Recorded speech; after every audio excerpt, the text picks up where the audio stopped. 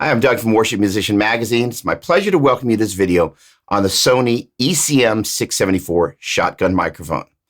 Before we go any further, I'm a shotgun microphone fanatic. If you shoot video, you probably know that ideally you want to have a lavalier and a shotgun when and where possible.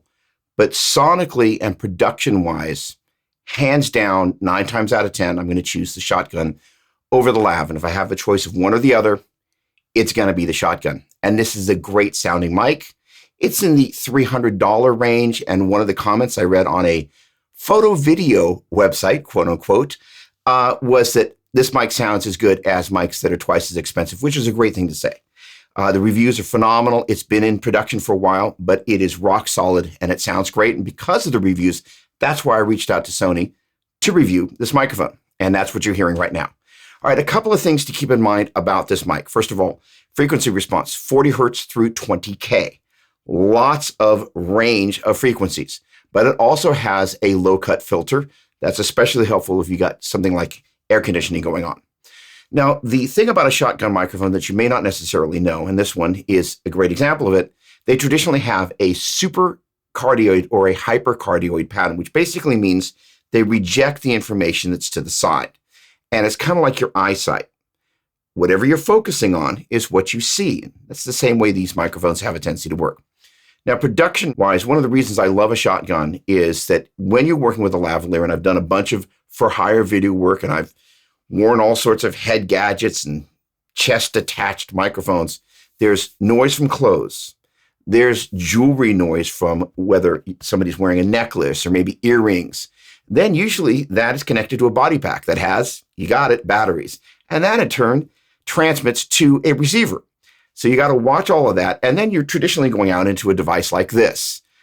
And then you're monitoring all of that stuff where a shotgun, you basically have a cable coming out of the back of the shotgun. And by the way, this guy works on phantom power or off of a AA battery, which is super convenient. That has an XLR cable that goes into here. What's great about a device like this little Zoom handheld here is that it basically has a primary track and then a safety track at -6 dB. So in case you get any overages, it's got you covered. So the thing about that workflow, it's super fast and super efficient. All right, so here's the other thing about working with a shotgun. Generally speaking, in fact, you can see in the background there, I've kind of got it set up for, if you will, my talent share. Normally, I obviously wouldn't have it in frame, but for this video, I wanted to. So the deal is, you can see where that kind of connector point is right there. Yeah, it's usually right around where I place the end of the microphone itself. And one of the great things about working with a shotgun, especially for this type of shoot, if you will, where I'm sitting at a computer fan noise is an issue, which is another place where shotguns are particularly helpful. So in that type of a setting, I'm bringing it in from the side usually because you can't put it in the center of the frame because that's where the camera is. So I like to go with the kind of, if you will, the one hand rule. The idea is I'm going to ask you to do something that's going to seem kind of strange, but work with me. I'm going to ask you to say eeny, meeny, miny, mo on the count of 3. 1, 2, 3. Eeny, meeny, miny, mo.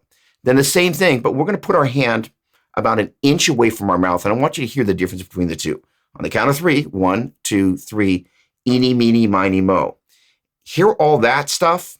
It's not natural, which is one of the reasons about that much distance is good for when you're kind of coming in from the side. I generally like to think of kind of, if you will, this is 90 degrees. I guess that's 180 degrees, and this would be 90. So a 45-degree angle or something like that.